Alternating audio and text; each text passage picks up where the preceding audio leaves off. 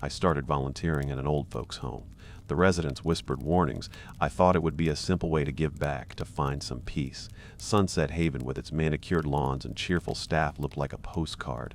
But the smiles didn't quite reach their eyes, and the residents, especially the older ones, seemed to carry a hidden burden. They'd grab my arm, their grip surprisingly strong, and their voices would drop to a frantic whisper. "He watches," they'd say. "Don't trust the new ones." I dismissed it as old age, but a cold dread began to settle in my stomach. My name is Sarah, and I was adrift. A year ago, my younger brother Tom had died in a car accident.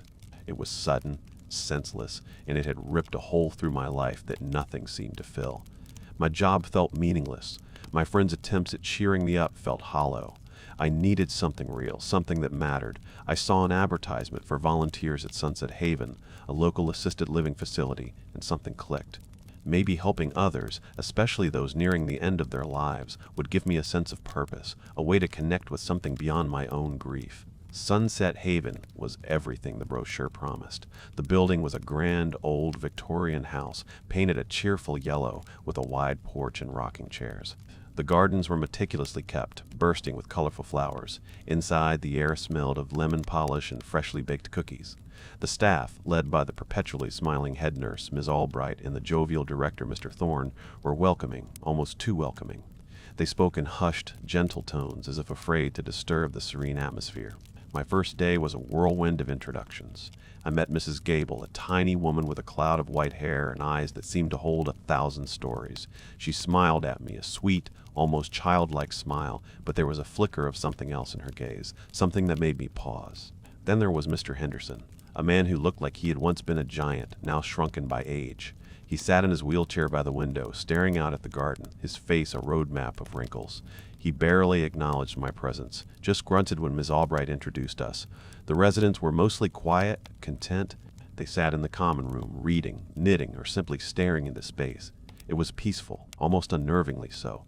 I spent the morning helping with meal service, pushing wheelchairs, and listening to fragmented stories of lives lived long ago. It was exactly what I thought I needed, a distraction, a gentle immersion into a world far removed from my own pain. But as the day wore on, I started to notice things, small things at first. A resident, Mr. Davies, who would suddenly stop mid-sentence, his eyes wide with a fleeting terror, only to blink and continue as if nothing had happened. Or Mrs. Gable, who, when I offered her a second cookie, leaned in close and whispered, "Don't eat their food, child. It makes you forget." I laughed it off, attributing it to her age, but the words lingered, a tiny, unsettling pebble in my shoe. The sun began to set, casting long shadows through the grand windows of Sunset Haven. The cheerful yellow paint outside seemed to dim, and the quiet hum of the facility took on a different tone. It was still peaceful, but now it felt like the peace of a tomb. And I was just beginning to realize that I might have walked into something far more complex than a simple volunteering opportunity.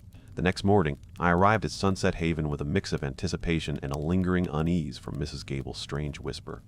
The sun was bright, washing away the shadows of my imagination, and the facility once again looked like the welcoming postcard from the brochure. Miss Albright greeted me with her usual wide smile, her white uniform crisp and her hair pulled back in a perfect bun. "Good morning, Sarah.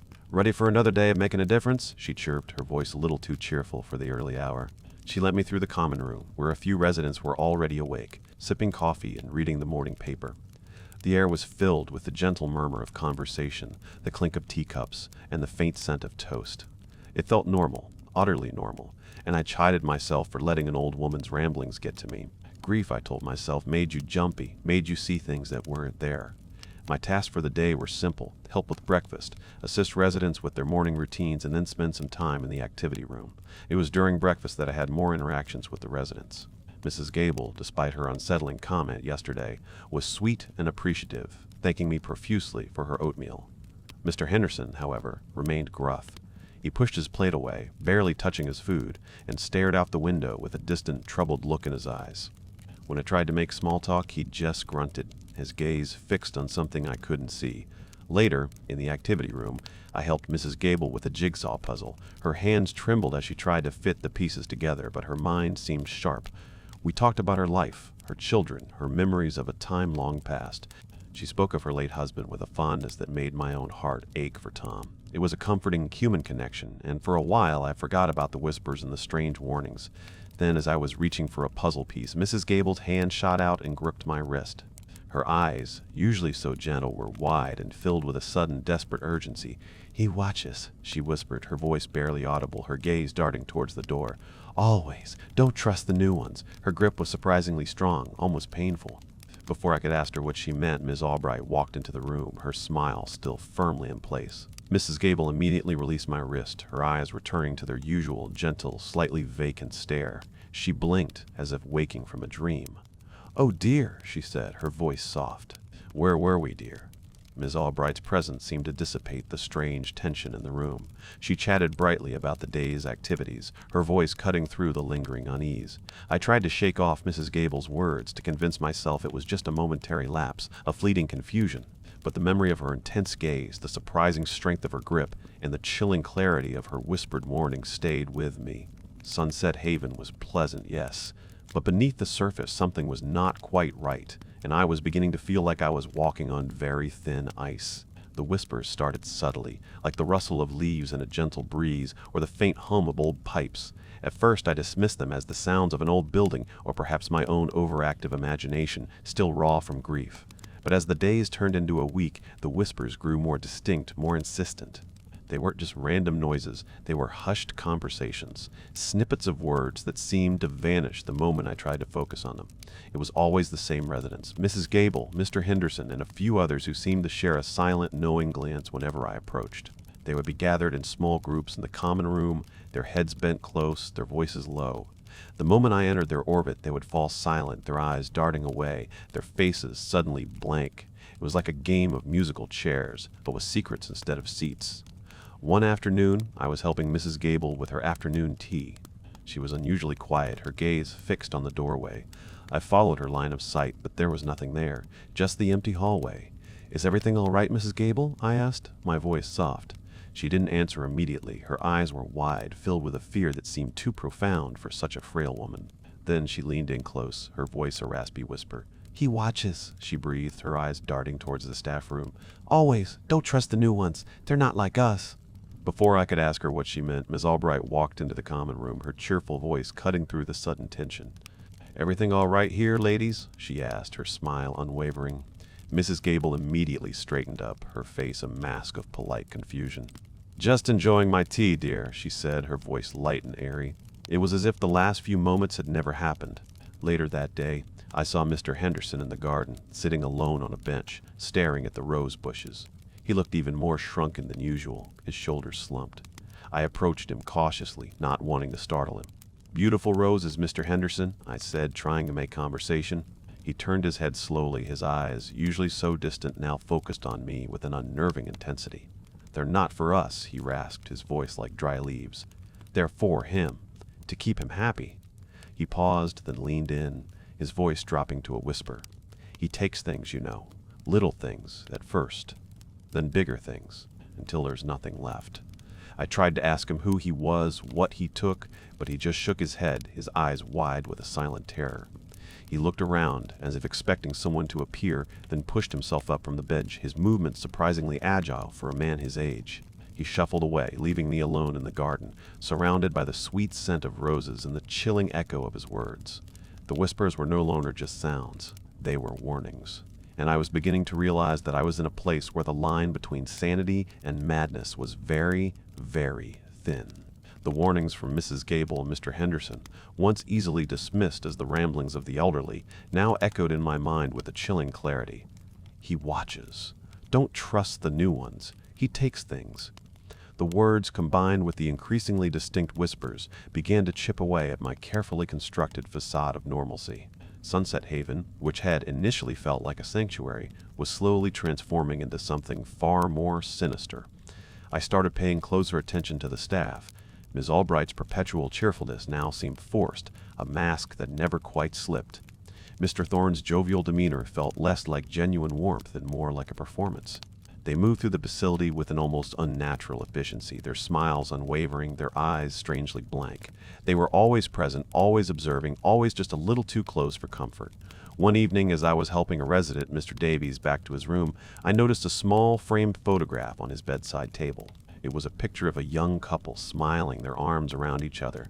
Mr. Davies in the photo looked exactly as he did now, but the woman beside him was vibrant, full of life. "Your wife?" I asked, my voice soft. Mr. Davies looked at the photo, his eyes distant. "My wife," he repeated, as if the word was foreign to him. He frowned, a look of confusion clouding his face. I don't remember."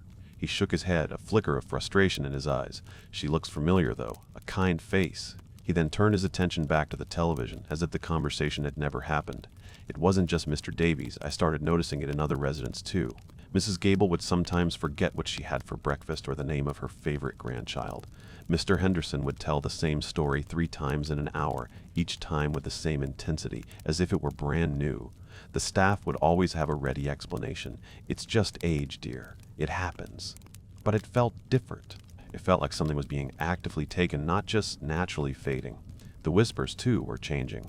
They were no longer just indistinct murmurs. They were forming into coherent phrases, though still just beyond my full comprehension.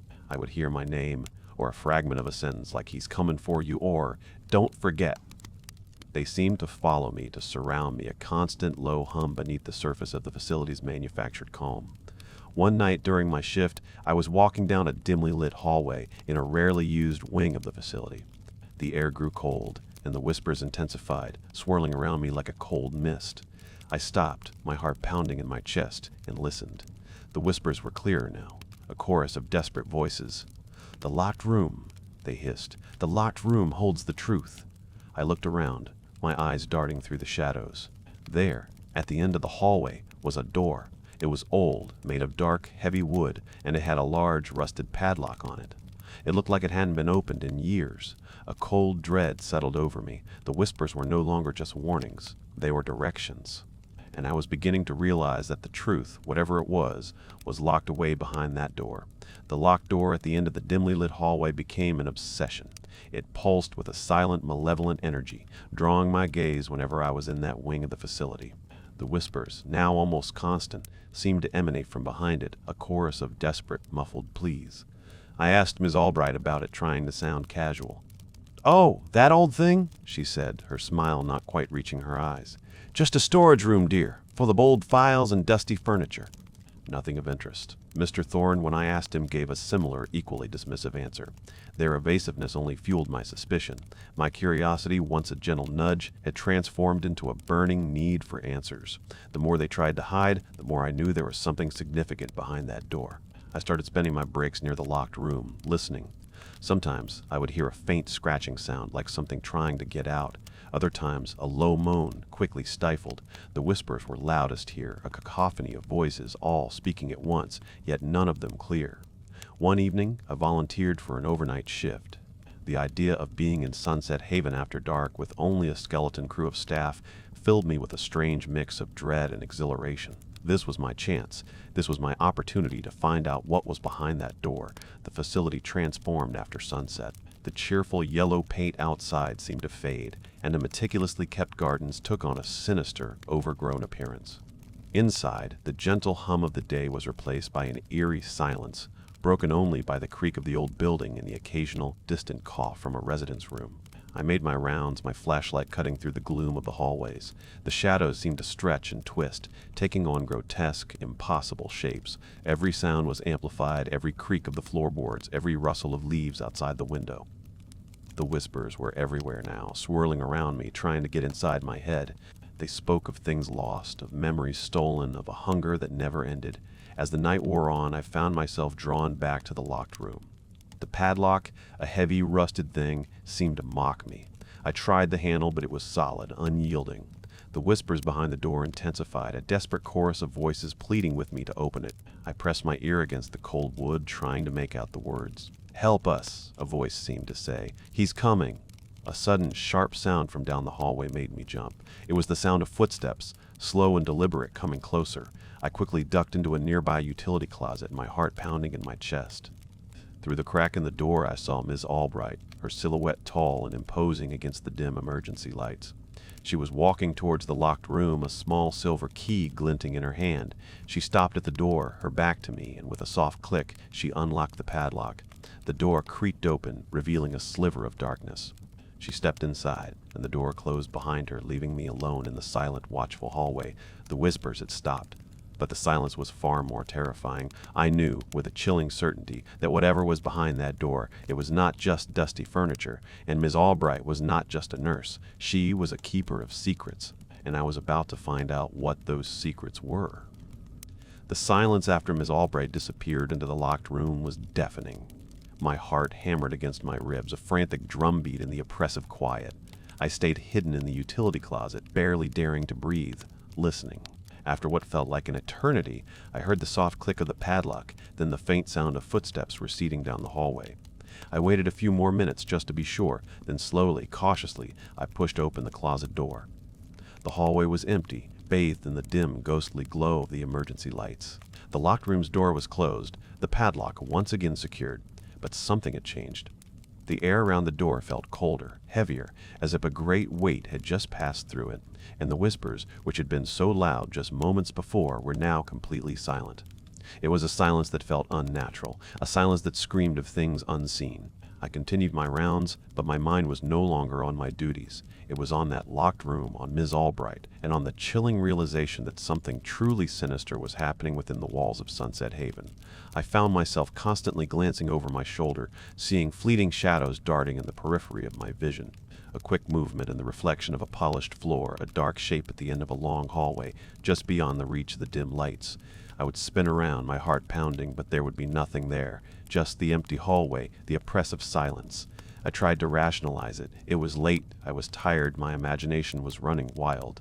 The old building, the dim lighting, the stress of the past few weeks, it was all playing tricks on my mind.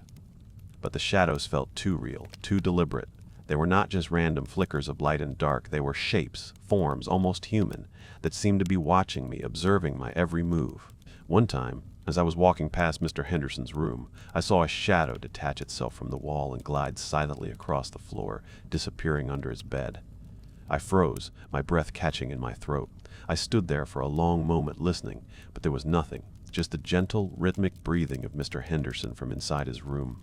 I told myself it was just a trick of the light, a shadow from the tree outside his window, but the image of that dark, fluid shape moving with such purpose stayed with me. The whispers, though silent now, had left an echo in my mind. They had planted a seed of doubt, a chilling question that I couldn't shake. What was Miss Albright doing in that room? What was she feeding, and what did it have to do with the residents' fading memories? The shadows in the hall were no longer just a product of my imagination. They were a warning. And I was beginning to realize that Sunset Haven was not just an old folks' home. It was a stage. And I was just beginning to understand that I was not just a volunteer. I was an unwitting participant in a play I didn't understand, a play with very real, very terrifying consequences. The locked room became my obsession. Every time I passed that wing of a facility, my eyes were drawn to it, a dark, silent maw that seemed to swallow the light. I tried to find a way in, to peek through the keyhole, to listen at the door, but it was always sealed tight, the padlock a mocking glint in the dim hallway. The staff, when I asked about it, remained evasive, their smiles tightening, their answers vague and rehearsed. "Just storage, dear," Ms. Albright would say, her voice a little too sweet. Nothing to worry your pretty head about. But I did worry. I worried about the shadows I saw, the fleeting glimpses of movement in the periphery of my vision. I worried about the residents, their fading memories, their whispered warnings, and I worried about Ms. Albright and Mr. Thorne, their unnerving cheerfulness, their strange, watchful eyes. They were hiding something, something big, and I was determined to find out what it was.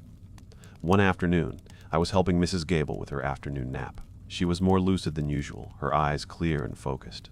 "The locked room," she whispered, her voice barely audible. "It's not storage, child." "It's where he keeps them." "Keeps what, Mrs. Gable?" I asked, my heart pounding in my chest. She shook her head, her eyes wide with fear. "The memories, he takes them, and he keeps them in there." She pointed a trembling finger towards the wall, towards the direction of the locked room. "He feeds on them, and when they're all gone, there's nothing left." Her words sent a chill down my spine. It was a confirmation of my darkest fears, a terrifying glimpse into the true nature of Sunset Haven. The residents weren't just losing their memories, they were being stolen, and there was an entity, a he, who was responsible. I spent the rest of the day in a daze, the words of Mrs. Gable echoing in my mind. I tried to think of a way to get into that room, to see what was inside. I considered asking Mr. Henderson for help, but he had been even more withdrawn since my last conversation with him, his eyes distant, his words even more fragmented. That night, during my shift, I found myself drawn back to the locked room.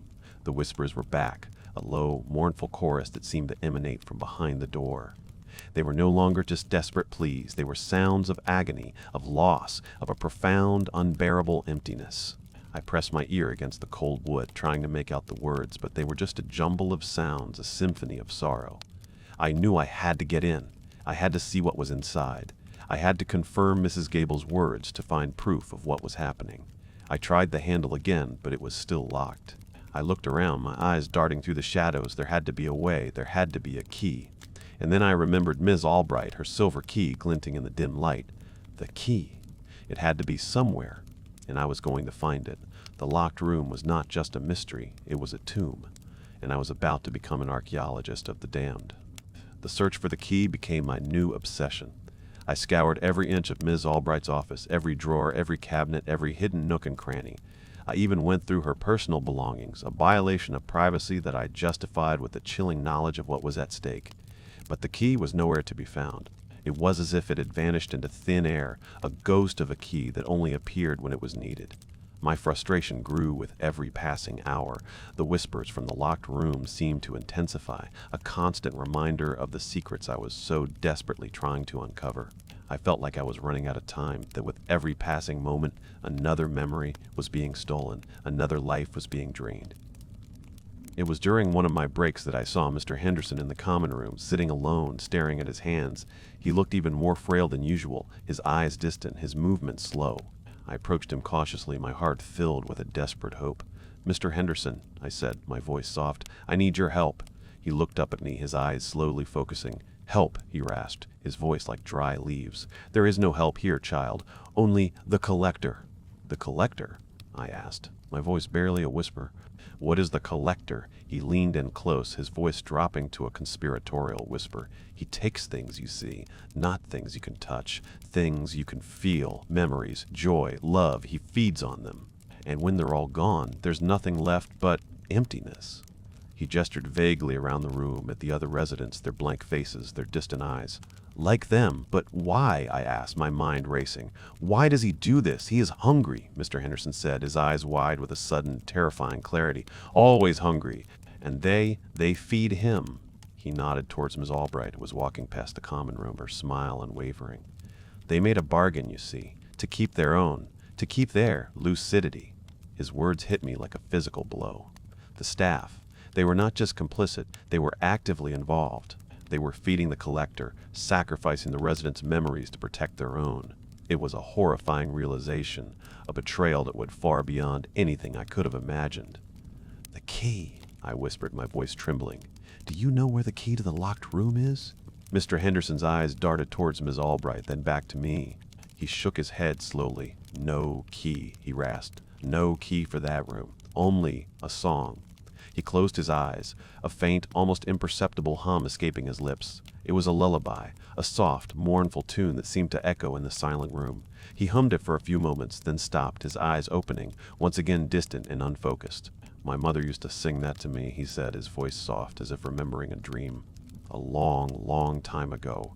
I stared at it, my mind reeling. A song? Not a key? What did it mean? The locked room was not just a storage room. It was a place where memories were stolen, where lives were drained.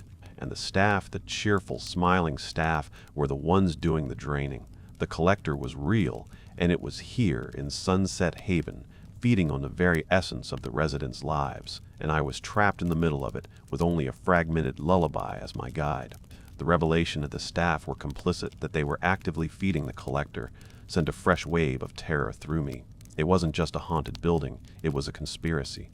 The cheerful smiles, the gentle tones, the meticulous care, it was all a facade, a carefully constructed illusion to hide the horrifying truth.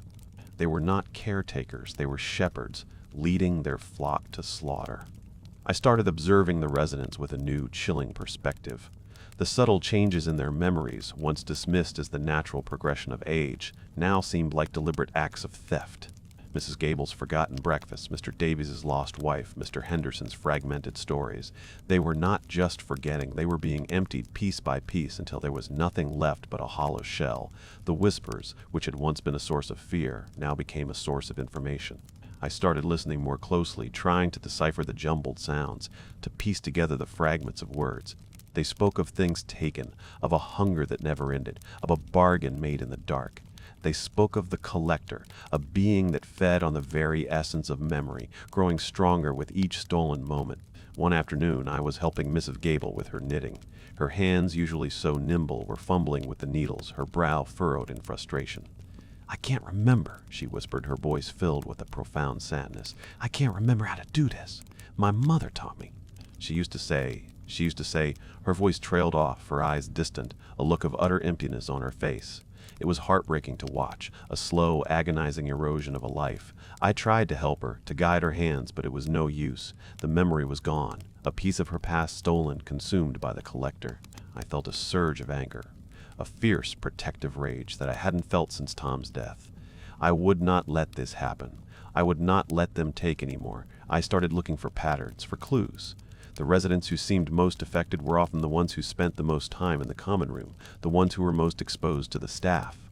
The ones who were most isolated, like Mr. Henderson, seemed to retain more of their lucidity, their memories more intact. It was as if the collector needed proximity, a direct connection to its victims. And then there was the food, Mrs. Gable's warning, "Don't eat their food, child. It makes you forget." I had dismissed it then, but now it echoed in my mind with a chilling significance. Was the food a part of the ritual? Was it a delivery system for the collector's insidious influence? I started bringing my own snacks, carefully avoiding the trays of cookies and fruit that the staff so cheerfully offered. The whispers grew louder, more distinct, as if sensing my growing understanding. They spoke of a ritual, a feeding, a time when the collector would gorge itself on the memories of the residents. They spoke of a specific time, a specific place, and they spoke of a way to stop it, a way to fight back. The pieces of the puzzle were slowly coming together, forming a horrifying picture. Sunset Haven was not just an old folks' home, it was a farm, and the residents were the livestock being fattened for the slaughter, and I was about to become a very unwelcome guest at the feast. The old photographs, they were the key. I found them tucked away in a dusty old album in Mrs. Gable's room, hidden beneath a pile of faded scarves. I had been helping her tidy up, a mundane task that suddenly became a treasure hunt. The album was heavy, its cover worn smooth with age. I opened it, and a wave of nostalgia washed over me. Pictures of Mrs. Gable as a young woman, her hair dark and her eyes sparkling with life. Pictures of her husband, a handsome man with a kind smile. Pictures of her children, growing from babies to teenagers. And then I saw them. Pictures of the other residents. Mr. Henderson looking strong and vibrant, his eyes full of life. Mr. Davies with his wife, both of them young and full of joy. And then a picture of Ms. Albright looking exactly as she did now, her smile just as wide, just as unwavering. And Mr. Thorne, his jovial demeanor just as unsettling. But the pictures were from decades ago. The dates on the back of the photographs confirmed it. 1965, 1972, 1981. My blood ran cold. It was impossible.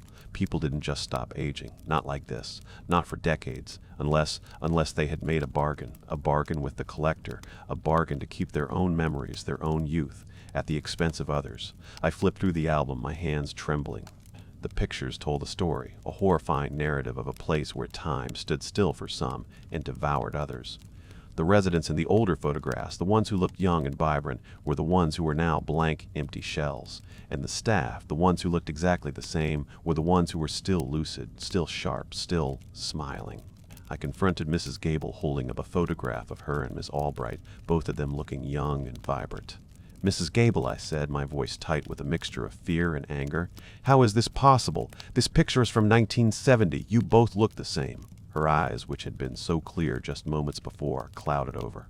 She looked at the photograph, then at me, a flicker of confusion in her gaze. "Oh, that's my sister," she said, her voice soft. "She passed away many years ago." She smiled, a sad, distant smile. "She was always so beautiful." It was a lie. A carefully constructed lie, a memory implanted to hide the truth. The collector didn't just take memories, it replaced them. It filled the void with comforting fictions, with pleasant dreams that masked the horrifying reality. The staff were not just feeding the collector, they were its willing accomplices, its partners in crime.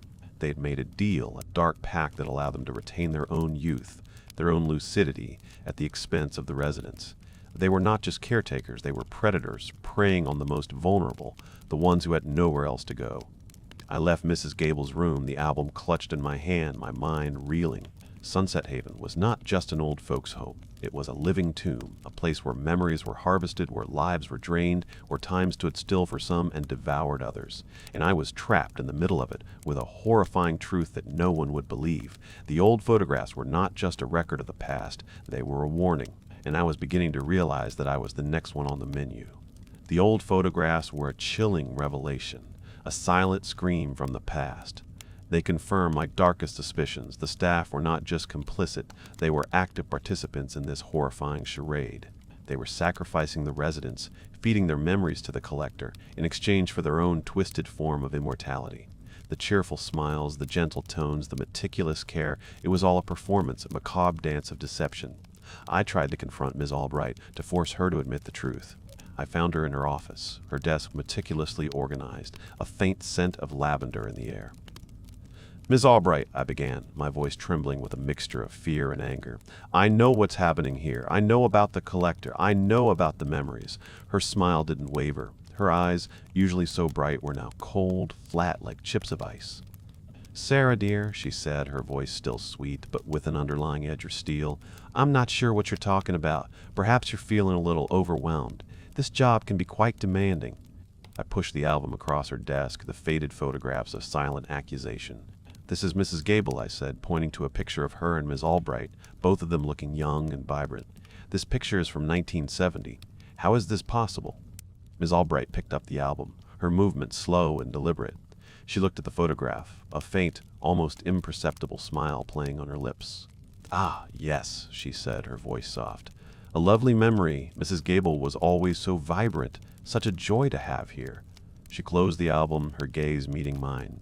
"As for the date, dear, old photographs can be quite misleading, and memories, well, memories are fragile things, aren't they? They fade with time. It's a natural part of aging."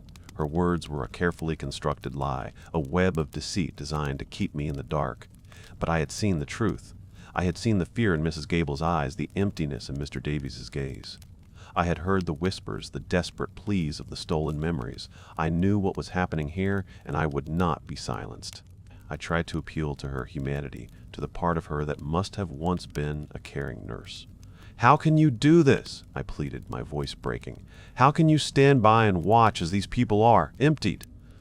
Her smile finally faltered, a flicker of something cold and ancient in her eyes. "We are merely facilitating," she said, her voice dropping to a low, guttural growl that was chillingly familiar. It was the voice of the whispers, the voice of the collector. "We are ensuring a certain balance, a certain order." She stood up, her presence suddenly towering, menacing. "You are new here, Sarah. You don't understand the complexities of this place. It would be wise for you to simply observe and to not ask too many questions." I backed away, my heart pounding in my chest. The air in the room grew cold, and the scent of lavender was replaced by the cloying, sweet smell of decay. Ms. Albright was not just a nurse. She was a monster, and I was trapped in her lair, with no one to turn to, and a horrifying truth that no one would believe. The staff were not just hiding secrets. They were the secrets. And I was beginning to realize that my fight was not just against a supernatural entity. It was against the very people who were supposed to be caring for the vulnerable. And I was alone. The confrontation with Ms. Albright left me shaken but resolute. I was no longer just a volunteer. I was a witness, a reluctant participant in a horrifying drama. The collector was real, and it was feeding on the memories of the residents, growing stronger with each stolen moment. And the staff, the cheerful, smiling staff, were its willing accomplices, sacrificing the vulnerable to maintain their own twisted form of immortality. I knew I couldn't fight them alone. I needed proof, undeniable evidence that would expose their monstrous acts. My mind kept returning to the locked room, the source of the whispers, the place where Ms. Albright had disappeared. If the collector was feeding on memories, then that room must be its lair, its pantry, its storage unit. I spent the next few days observing, planning, waiting for my opportunity. I noticed that Ms. Albright and Mr. Thorne would often disappear into the locked room during the night, their visits always brief, always secretive. The whispers would intensify during these times, a low, guttural hum that seemed to vibrate through the very foundations of the facility. One night during my shift, I saw Mr. Thorne heading towards the locked room. He was carrying a small black bag, and his movements were quick, furtive. I followed him, my heart pounding in my chest, my breath catching in my throat. He unlocked the door, slipped inside, and closed it behind him. I waited, my ears straining, trying to catch any sound from within. After a few minutes he emerged, the black bag now looking lighter. He locked the door, his eyes darting around the hallways of checking for witnesses. He didn't see me, hidden in the shadows of a nearby alcove. As he walked away, I crept out of my hiding place and approached the locked room. The air around it was thick with a cloying sweet smell, like rotting flowers and something else, something metallic, like old blood. I pressed my ear against the cold wood, listening. The whispers were faint now, almost imperceptible, but they were there. They were different from before, less desperate, more sated. It was the sound of a creature that had just fed, a beast that was now content. I knew I had to get inside. I had to see what was in there. I tried the handle, but it was locked tight. I ran my hands over the cold wood, searching for a weakness, a way in. And then I remembered Mr. Henderson's words. No key for that room. Only a song, a song. What did he mean? Was it a riddle? A code? I hummed a lullaby he had sung, the soft, mournful tune echoing in the silent hallway. Nothing happened. I tried again, louder this time, my voice trembling. Still nothing. Frustration bubbled within me. I was so close, so agonizingly close to the truth. I pounded on the door, my fists aching against the solid wood. "Let me in," I whispered, my voice hoarse. "Let me in." And then a faint click. The padlock, which had been so stubbornly locked, suddenly sprang open. I stared at it, my mind reeling. It wasn't a song. It was the sound of my own desperation, my own fear, my own raw emotion. The collector didn't need a key. It needed a connection. It needed a victim. And I had just offered myself up on a silver platter. The locked room was not just a storage room. It was a trap. And I had just walked right into it. The door creaked open, revealing a darkness so profound it seemed to swallow the light from the hallway. The air that billowed out was cold and heavy, thick with the cloying, sweet smell I had noticed before, a scent that now made my stomach churn. I stepped inside, my heart pounding in my chest, my flashlight beam cutting a shaky path through the gloom. It wasn't a storage room. It was a chamber of horrors. The walls were lined with shelves, not of dusty files or old furniture, but of glass jars, thousands of them. Each one filled with a swirling, iridescent mist, a kaleidoscope of colors that pulsed with a faint internal light. And within each mist, I could see them. Faces. Faint, ethereal, but unmistakably human. They were the memories, the stolen memories. I reached out a trembling hand, my fingers brushing against the cold glass of one of the jars. A face swirled within, a young woman with bright, laughing eyes. I recognized her. It was Mrs. Gable, as she appeared in the old photographs. Her laughter, her joy, her very essence trapped within this glass prison. I felt a wave of nausea wash over me, a profound sense of violation. This was what the collector fed on. This was the true horror of Sunset Haven. As I moved deeper into the room, the whispers returned, louder now, more distinct. They were not just the voices of the residents, they were the voices of their memories, trapped and tormented. They spoke of joy, of sorrow, of love, of loss. They spoke of lives lived, of dreams dreamed, of futures stolen. It was a symphony of human experience, twisted and distorted into a chorus of agony. And then I saw it. In the center of the room, on a raised platform, was a large, ornate machine. It was made of dark, polished wood and gleaming brass, with intricate tubes and wires that snaked across the floor, connecting to each of the glass jars. It hummed with a low, rhythmic thrum, a sound that seemed to vibrate through my very bones. This was the collector. This was the machine that stole memories, that fed the entity, that sustained the staff in their twisted immortality. On a small table beside the machine, I found a journal. It was bound in dark leather, its pages filled with a meticulous, spidery handwriting. It was the journal of a former resident, a woman named Eleanor Vance. Her entries detailed the slow, terrifying process of losing her memories, the creeping emptiness, the growing sense of dread. She wrote about the staff, their strange rituals, their unwavering smiles. And then her entries shifted. She wrote about the machine, about the collector, about its hunger. And then she wrote about a way to fight back. Eleanor had discovered that the collector was not invincible. It was powerful, yes, but it was also vulnerable. It was bound to the machine, to the memories it consumed, and it could be disrupted. She had found a way to weaken it, to break its hold, to free the trapped memories. It was a desperate, dangerous plan, a last resort. But it was a plan, and I was going to use it. The locked room was not just a chamber of horrors. It was a battlefield, and I was about to unleash a war. Eleanor Vance's journal was a blueprint for rebellion, a desperate plea from the past. It detailed not only the horrifying truth of the collector and the staff's complicity, but also a method to disrupt the entity's feeding cycle. The collector, Eleanor wrote, was sustained by a ritual, a periodic feeding where the staff would actively drain memories from the residents, channeling them into the machine. This ritual was the source of their power, their youth, and the collector's continued existence.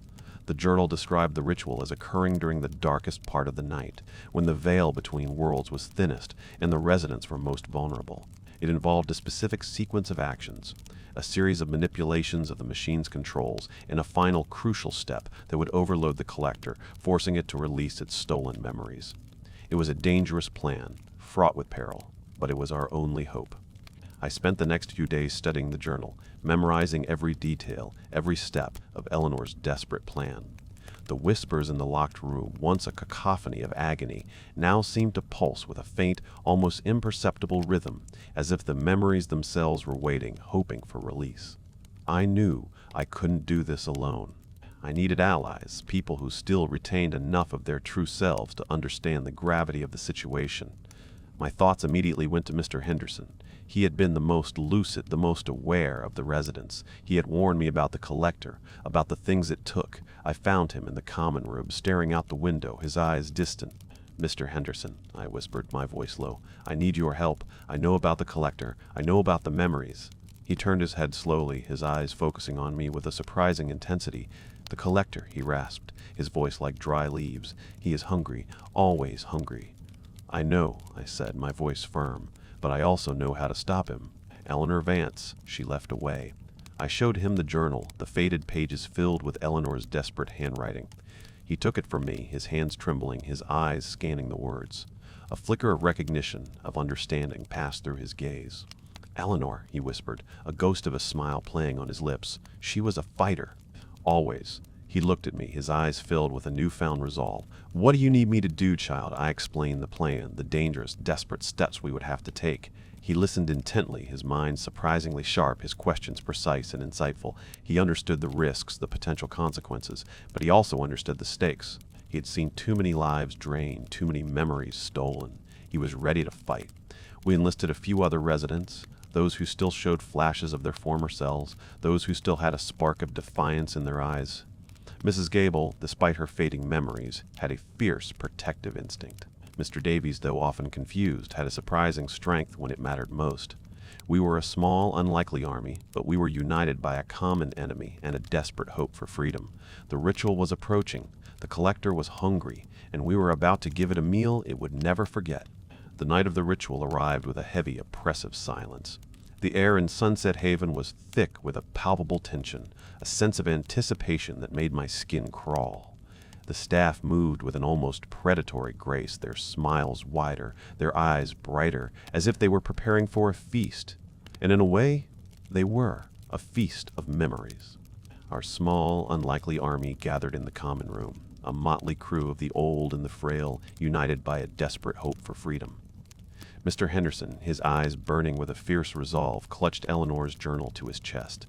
Mrs. Gable, her usual confusion replaced by a surprising clarity, held a small silver locket, her fingers tracing the faded engraving. Mr. Davies, though still prone to moments of disorientation, stood tall, his gaze fixed on the locked room. I explained the plan one last time, my voice low and steady, trying to instill a sense of calm in the trembling group. We would wait until the staff had begun the ritual, until the collector was fully engaged. Then we would make our move. Mr. Henderson would create a diversion, drawing the staff away from the locked room. Mrs. Gable and Mr. Davies would help me with the machine, following Eleanor's instructions to overload the collector. It was a dangerous plan, a desperate gamble, but it was our only chance. As the clock on the wall chimed midnight, the lights in the common room flickered, then died, plunging us into darkness. A low, guttural hum vibrated through the floor, a sound that seemed to come from the very depths of the facility. The ritual had begun. We crept through the darkened hallways, our footsteps muffled by the thick carpet. The whispers were everywhere now, a cacophony of voices, a symphony of agony. They were louder, more distinct, as if the collector was gorging itself, its hunger growing with every stolen memory. I could feel its presence, a cold, malevolent energy that made my teeth chatter. We reached the locked room. The door was ajar, a sliver of sickly green light escaping from within. The hum of the machine was louder here, a rhythmic thrum that seemed to vibrate through my very bones. I could hear the voices of Miss Albright and Mr. Thorne, their voices low and chanting, their words a strange, guttural language that sent a chill down my spine. Mr. Henderson nodded at me, his eyes filled with a grim determination. He took a deep breath, then let out a piercing scream, a sound of pure, unadulterated terror that echoed through the silent facility. The chanting stopped. I heard footsteps, quick and urgent, rushing towards the sound. It was our chance. I pushed open the door to the locked room. The sight that greeted me was horrifying. Miss Albright and Mr. Thorne stood before the machine, their faces contorted in a grotesque parody of ecstasy, their hands raised as if in prayer. The glass jars on the shelves pulsed with a sickly green light, and the swirling mist within them writhed and twisted, as if in agony. The collector, a terrifying amorphous presence, hovered above the machine, its shadowy tendrils reaching out, drawing the memories from the jars. "Now!" I screamed, my voice raw with fear and adrenaline. "Now!" Mrs. Gable and Mr. Davies rushed forward, their movements surprisingly agile. Mrs. Gable, guided by Eleanor's instructions, began to manipulate the controls on the machine, her frail fingers moving with a surprising speed. Mr. Davies, his eyes wide with a newfound clarity, began to smash the glass jars, releasing the trapped memories into the air. The room filled with a kaleidoscope of colors, a swirling vortex of light and sound, as the memories, freed from their prisons, began to swirl around us. The collector shrieked, a sound of pure, unadulterated rage, its shadowy tendrils lashing out, trying to reclaim its stolen feast. The battle for Sunset Haven had begun. The locked room erupted into a maelstrom of light and sound. The air crackled with energy as the freed memories swirled around us, a dazzling, terrifying kaleidoscope of human experience. The collector shrieked, a sound that was pure, unadulterated rage, a sound that seemed to tear at the very fabric of reality. Its shadowy tendrils lashed out, trying to reclaim its stolen feast, but the memories, once trapped, were now wild, untamed, and beyond its grasp. Ms. Albright and Mr. Thorne, their faces contorted in a grotesque parody of ecstasy, turned their attention from the machine to us. Their eyes, once so blank, now burned with a cold, malevolent fury.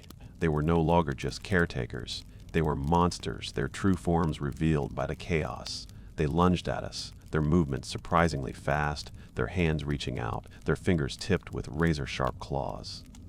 Mr. Henderson, despite his frail body, moved with a surprising agility. He pushed Mrs. Gable and Mr. Davies behind him, shielding them from the attack. "Go!" he yelled, his voice raw with effort. "Go! Finish it!" He faced Miss Albright and Mr. Thorne, his eyes burning with a fierce resolve. He was a lion, protecting his pride, even in the face of overwhelming odds. I knew what I had to do. Eleanor's journal had detailed the final step, the crucial action that would overload the collector, forcing it to release its hold on Sunset Haven. It was a dangerous maneuver, one that could have unforeseen consequences, but it was our only chance. I rushed towards the machine, my eyes fixed on the intricate controls, my hands trembling. Mrs. Gable, her eyes clear and focused, guided my hands. "This one, child," she whispered, her voice surprisingly strong. "And then this one." Her fingers, frail and gnarled, moved with a surprising precision, flipping switches, turning dials, her knowledge of the machine almost as intimate as the staff's. Mr. Davies, meanwhile, continued his work, smashing the remaining jars, releasing the trapped memories into the swirling vortex of light and color. Each shattered jar was a small victory, a tiny piece of freedom reclaimed. The room was filled with the sound of breaking glass, the whoosh of released energy, and the increasingly desperate shrieks of the collector. Ms. Albright and Mr. Thorne were relentless, their attacks fierce and precise. Mr. Henderson fought bravely, but he was no match for their combined strength. I saw him fall, his body crumpling to the floor, and a wave of despair washed over me. We were losing. We were going to fail, but then a voice, a clear, strong voice cutting through the chaos. "Sarah! The last one!" It was Mrs. Gable, her eyes fixed on a single, large lever on the side of the machine. "Pull it. Now." I hesitated for a split second, my mind racing. This was it, the final step, the point of no return. I took a deep breath, my hand reaching for the lever. The collector shrieked, its shadowy tendrils lashing out, trying to stop me. Miss Albright and Mr. Thorne lunged, their faces contorted in a final, desperate attempt to stop me. But it was too late. I grabbed the lever, and with all my strength, I pulled it down. The machine groaned, a deep, metallic sound that seemed to shake the very foundations of the facility. The lights in the room flickered wildly, then died, plunging us into absolute darkness. The screaming stopped, the whispers ceased, and then a profound, unsettling silence fell over Sunset Haven. The battle was over, but the war, I knew, was far from it. The silence that followed the pulling of the lever was absolute, a heavy, suffocating blanket that pressed down on us. The air, which had been thick with the swirling, iridescent memories, was now still empty. The machine, once humming with a malevolent energy, was now silent, a dark, inert mass in the center of the room. The collector, that terrifying amorphous presence, was gone, vanished as if it had never been. I stood there, my hand still on the lever, my body trembling with exhaustion and adrenaline. The darkness was profound, broken only by the faint, ghostly glow of the emergency lights from the hallway. I could hear my own ragged breathing loud in the stillness, and then a groan, a soft, pained sound that came from the floor. I fumbled for my flashlight, my hands shaking, and pointed the beam towards the sound. Mr. Henderson lay on the floor, his body crumpled, his eyes closed. A wave of despair washed over me. We had won, but at what cost? And we sacrificed him for this fragile victory? Mrs. Gable, her face pale but resolute, knelt beside him, her frail fingers checking his pulse. "He's alive," she whispered, her voice thick with relief. "But he's weak." Very weak. We heard sounds from the hallway then, the frantic footsteps of the staff, their voices raised in alarm. They had been drawn away by Mr. Henderson's diversion, and now they were returning, their anger a palpable presence that seemed to precede them. We had to move. We had to get out of here. But as we tried to leave the locked room, a new horror presented itself. Miss Albright and Mr. Thorne lay on the floor, their bodies contorted in grotesque positions. Their faces, which had been so full of malevolent fury just moments before, were now blank, empty. Their eyes were wide, staring at nothing, their mouths agape in silent screams. They were no longer the cheerful, smiling caretakers. They were just shells. The collector, in its final moments, had consumed them, leaving nothing but empty vessels behind. We stumbled out of the locked room, dragging Mr. Henderson with us. The horrifying image of Miss Albright and Mr. Thorne burned into my mind. The facility was in chaos. The residents, freed from the collector's influence, were stirring, their eyes wide with confusion and a dawning horror. The whispers, which had been so loud and insistent, were now replaced by a cacophony of confused murmurs, of fragmented memories trying to reassemble themselves. We made our way to the main entrance, the sounds of the awakening facility echoing behind us. The police and paramedics were already there, their sirens wailing in the distance. Someone must have heard Mr. Henderson scream, or perhaps the sudden silence that followed the collector's defeat. We were safe, for now, but the victory was not without its cost. As I looked at Mr. Henderson, his face pale and drawn, I knew that he had paid a heavy price for our freedom. And as I felt a strange, unsettling emptiness in my own mind, a hazy spot where a cherished memory used to be, I knew that I had paid a price too. The collector was gone, but its touch lingered, a chilling reminder of the battle we had fought. The fight was over, but the scars, I knew, would remain. The aftermath was a blur of flashing lights, urgent voices, and the cold, clinical efficiency of emergency services. Sunset Haven, once a place of quiet serenity, was now a crime scene, its secrets laid bare for the world to see.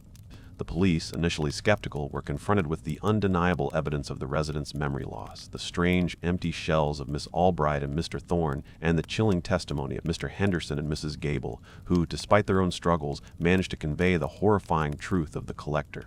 The residents were moved to other facilities, their families notified, their stories slowly pieced together. It was a tragedy of immense proportions, a silent epidemic of stolen memories that had gone unnoticed for decades. The media descended on Sunset Haven, their headlines screaming about the memory thief and the horror at the old folks' home. The story spread like wildfire, a chilling reminder of the vulnerability of the elderly and the darkness that can lurk beneath the most idyllic facades. I was hailed as a hero, a brave volunteer who had uncovered a monstrous conspiracy. But the accolades felt hollow. the praise a bitter taste in my mouth. I was not a hero. I was a survivor, scarred by the horrors I had witnessed, haunted by the memories I had lost. The hazy spot in my mind, the place where a cherished memory used to be, was a constant reminder of the collector's touch, a chilling echo of its power. Mr. Henderson, despite his ordeal, slowly began to recover. His memories, though still fragmented, began to return like pieces of a shattered mirror slowly reassembling themselves. He remembered his mother's lullaby, the one that had opened the locked room. He remembered Eleanor Vance, the brave woman who had fought the collector before me. He became a living testament to the horrors of Sunset Haven, his story a warning to others. Mrs. Gable, too, showed signs of recovery. Her laughter returned, her eyes sparkled with a newfound clarity. She remembered her children, her husband, the joy of her life. But she also remembered the emptiness, the slow, agonizing process of losing herself. She became a fierce advocate for the other residents, her voice strong and clear, demanding justice for those who had been silenced. But the scars remained. For me, the memory of Tom, my younger brother, was still hazy, a blurred photograph in my mind. I could remember his face, his smile, the sound of his laughter, but the details, the small, precious moments that made him real, were gone, stolen by the collector. It was a constant ache, a phantom limb that I would carry with me for the rest of my life. Sunset Haven was eventually torn down, its dark secrets buried beneath a pile of rubble. But the story lingered, a chilling tale whispered in hushed tones, a cautionary tale about the dangers of unchecked power and the fragility of memory.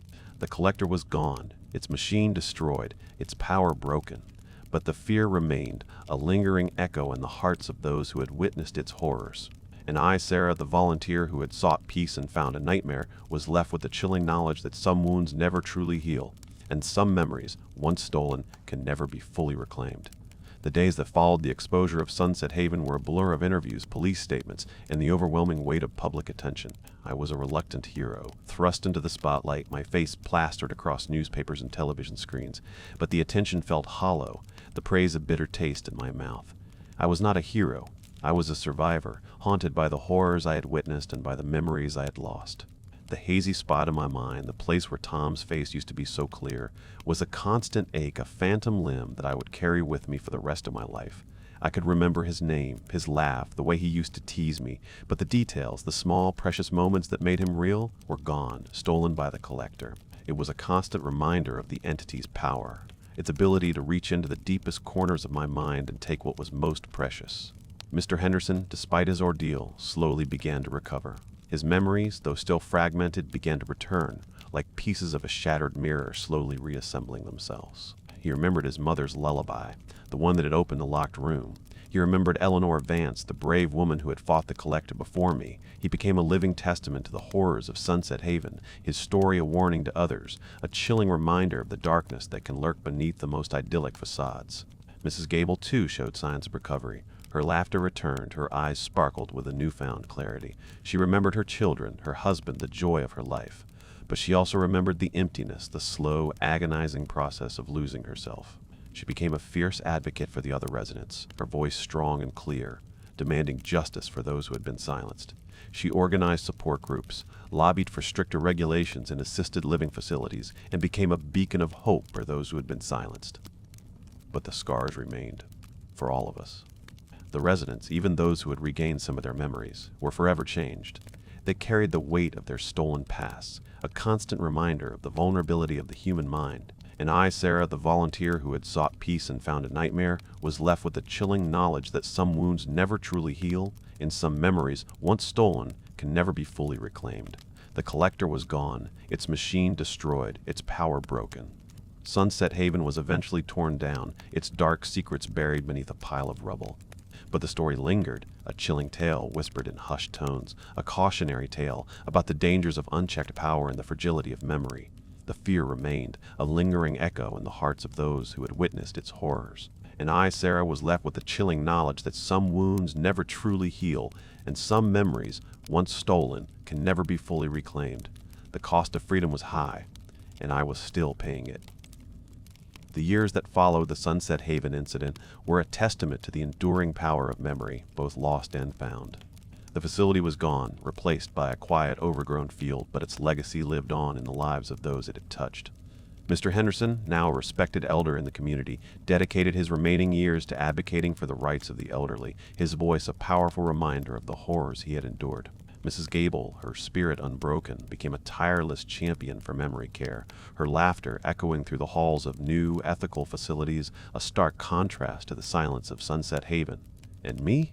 I continued to volunteer, but not in the same way. I worked with families of those affected by memory loss, helping them navigate the labyrinthine world of elder care, sharing my story as a cautionary tale. The hazy spot in my mind, the one where Tom's face used to be so clear, remained. It was a constant ache, a phantom limb that I would carry with me for the rest of my life.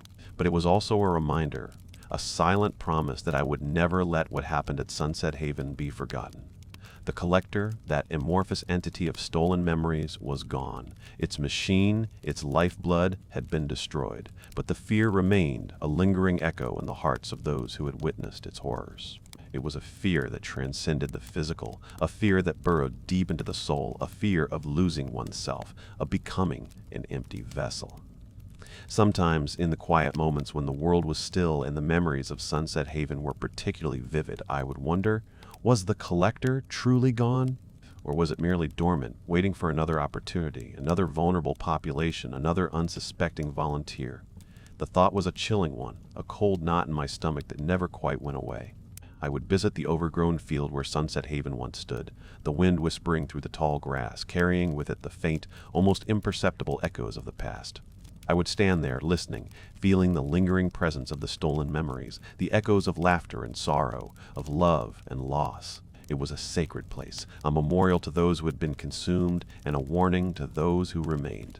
The story of Sunset Haven became a legend, a chilling tale whispered in hushed tones around campfires and in darkened rooms. It was a story of a place where memories were stolen, where lives were drained, where time stood still for some and devoured others. It was a story of a young woman who sought peace and found a nightmare, who fought a battle she never asked for and emerged scarred but resolute. And so I continue my work, my voice a testament to the horrors of Sunset Haven, my life a living memorial to those who were lost. The scars remain, a constant reminder of the price of freedom, the cost of knowledge. But I carry them with pride, for they are a testament to my survival, to my resilience, to my unwavering commitment to ensuring that no one else falls victim to the collector. The fight is never truly over, the darkness is always lurking. But so is hope, and so am I, and I will never stop fighting.